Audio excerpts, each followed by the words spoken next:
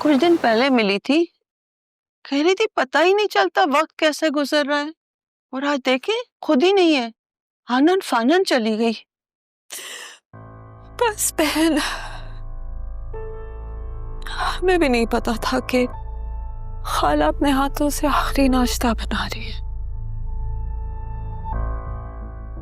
सिद्रा कहती रही उनसे कि वो आराम करे। मेरी बच्ची खुद नाश्ता बना रही थी उनके लिए। मगर बहुत लाडली थी ना उनकी। अब देखें घर कितना खाली खाली लग रहा है। खाला हमारे घर की रौनक थी। अरे कल ही तो सब्जी वाले के पास मिली थी, भली चंगी तो लग रही थी, मेरे से बात भी की थी, फिर अचानक। बस बहन, कल ना सुबह कह रही थी कि सर में बड़ा दर्द हो रहा है। मैंने उनसे कहा कि मैं छुट्टी करके घर में रह लेती हूँ, खाना मैं बना लेती हूँ। लेकिन वो बस यही कहती रही कि वो ठीक हो जाएंगी, कबीर से कह देंगी कि डॉक्टर को ले आए। पता नहीं शायद कबीर को मौका नहीं मिला। पता नहीं कैसे ये सब कुछ अचानक।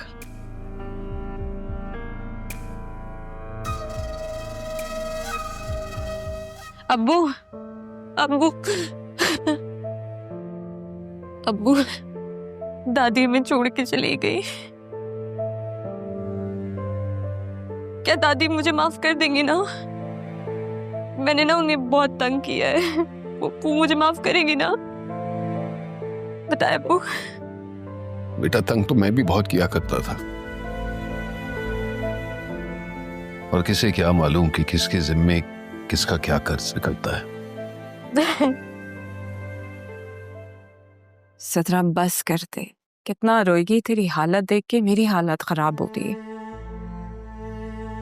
बस दादी के लिए दुआ कर, अल्लाह उसे जन्नत में जगह दे।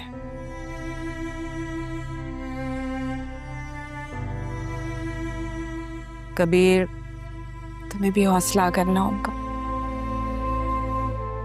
जिंदगी के जाने के बाद लोग इतने अहम क्यों लगने लगते हैं? समझ नहीं आता मैं इतना बेखबर कैसे हो गया कि आवाज तक नहीं आई जब मेरी अम्मी पर ये कयामत गुजर रही होगी। सब कैसे हो गया? कबीर तुम नींद में हो गए, सुना नहीं होगा, वरना उन्होंने पुकारा तो जरूर होगा तुम्हें। हाँ, मैं ही गाफिल हो गया था उनकी तरफ से। कभी उनके दिल की हाल जानने की कोशिश ही नहीं की। हम सब एक दूसरे के गाफिल हो गए हैं। काश तारा ने भी उन्हें माफ कर दिया।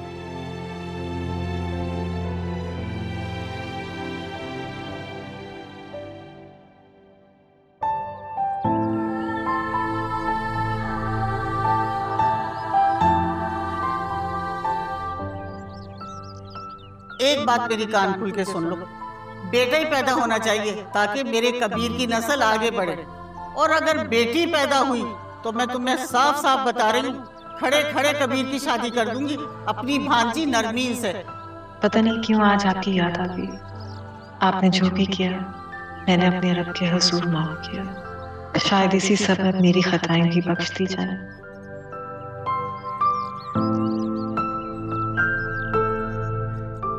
मुर्शद, आपकी तबीयत ठीक है?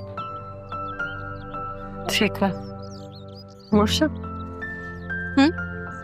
हरमान भी आपको मुर्शद कहता है तो मैं भी मुर्शद कहती हूँ। डिफरेंट है ना? वो अम्मी आपको बहुत आइडलाइज करती है ना, तो बस इसीलिए। थोड़े दिन पहले तो तुमने मुझे कहा था कि तुम कर दी। झूठ कहा था मुझसे। हरमान बहुत प्यारा बच्चा है। प्यारा तो है, लेकिन अब बच्चा तो नहीं है, सीएसएस कर रहा, बड़ा हो गया है। मेरे लिए तो अभी भी ये छोटा सा बच्चा ही जिसे मैं बड़ा देखना चाहती हूँ। हरमान तो बचपन से बहुत बड़ा इंसान है।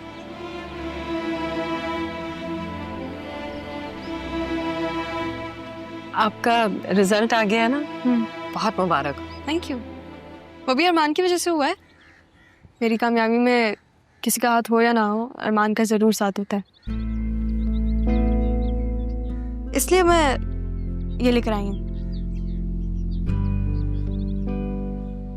अरे मैंने ये सब इसलिए तो नहीं किया था ना। मुर्शिद देखें, मेरे गिफ्ट से मना कर रहा है। ले लो बेटा, कोई इतने मान से दे तोहफा तो ले लेना चाहिए। कोई का तो मुझे नहीं पता, लेकिन अगर मैं दूं तो ले लेना चाहिए।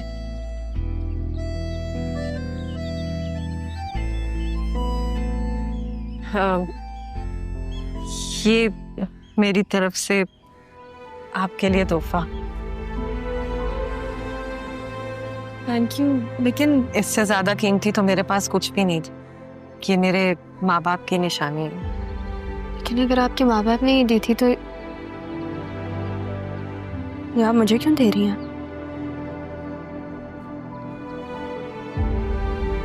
जिन बच्चों की सारी जिंदगी माँ बाप के बगैर गुजरी हो ना, वो ये कमी कैसे महसूस कर सकता है? वो माँ जिसने अपनी जिंदगी अपनी औलाद के बगैर गुजारी हो, वो ये कमी महसूस कर सकती है। कि बेटी क्यों नहीं है आपके पास?